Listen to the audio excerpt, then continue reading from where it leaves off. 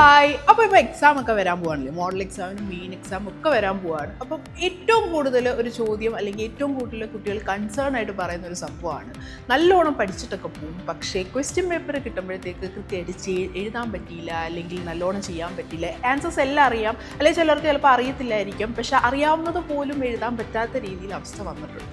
So അതെങ്ങനെ tackle ചെയ്യാം എന്നുള്ളതിൻ്റെ ഒരു 4 ടിപ്സ് ആയിട്ടാണ് മിസ് വന്നിരിക്കുന്നത്. ഫസ്റ്റ് ക്വസ്റ്റ്യൻ കൃത്യമായിട്ട് വായിച്ചു നോക്കിയിട്ട് ഏത് ചാപ്റ്ററിൽ നിന്നാണ്, അതും ആ ചാപ്റ്ററിൽ നിന്ന് ഏത് ടോപ്പിക്കാണ് ചോദിച്ചേക്കുന്നത് എന്നുള്ളത് മനസ്സിലാക്കുക.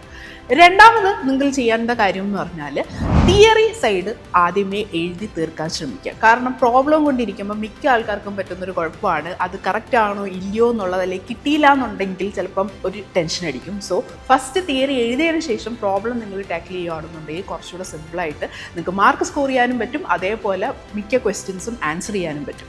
മൂന്നാമത് നിങ്ങൾ ചെയ്യേണ്ട കാര്യം എന്ന് പറഞ്ഞാൽ, നിങ്ങൾക്കിപ്പോൾ ടഫായിട്ടുള്ള ക്വസ്റ്റ്യൻ ആണെന്നുണ്ടെങ്കിൽ, ചിലപ്പോൾ ചിലതൊക്കെ നിങ്ങൾക്ക് അറിയാം, ചില ക്വസ്റ്റ്യൻസ് അറിഞ്ഞൂടാന്നുണ്ടെങ്കിൽ ഡെഫിനറ്റ്ലി ആദ്യം അറിഞ്ഞൂടാത്ത ക്വസ്റ്റ്യൻസ് മാറ്റി വെച്ചിട്ട് അറിയാവുന്ന ക്വസ്റ്റ്യൻസ് ഫസ്റ്റ് ഓഫ് ഓൾ തന്നെ എഴുതി തീർക്കുക.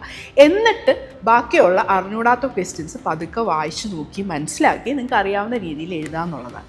ആൻഡ് ദി ലാസ്റ്റ് വൺ, ഇതാണ് ഏറ്റവും ഇമ്പോർട്ടൻ്റ് ആയിട്ട് നിങ്ങൾ ശ്രദ്ധിക്കേണ്ട കാര്യം. എസ്പെഷ്യലി നിങ്ങൾ അക്കൗണ്ടൻസിയിലെ പ്രോബ്ലം പേപ്പർ ഡീൽ ചെയ്യുന്നവരാണെന്നുണ്ടെങ്കിൽ ഒരിക്കലും എസ്എ ക്വസ്റ്റ്യൻ ആദ്യമേ എഴുതരുത്.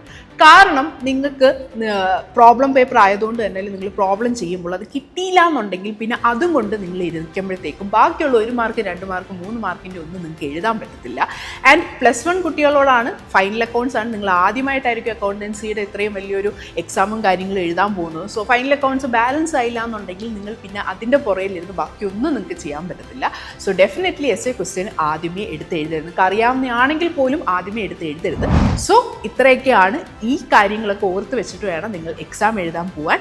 ആൻഡ് ഇതേപോലത്തെ ഓരോ വീഡിയോസ് നിങ്ങൾക്ക് വേണം എന്നുണ്ടെങ്കിൽ ഡു കമൻറ്റ് ബിലോ. ഇങ്ങനത്തെ വീഡിയോസായിട്ട് പിന്നെയും വരുന്നതായിരിക്കും. Thank you.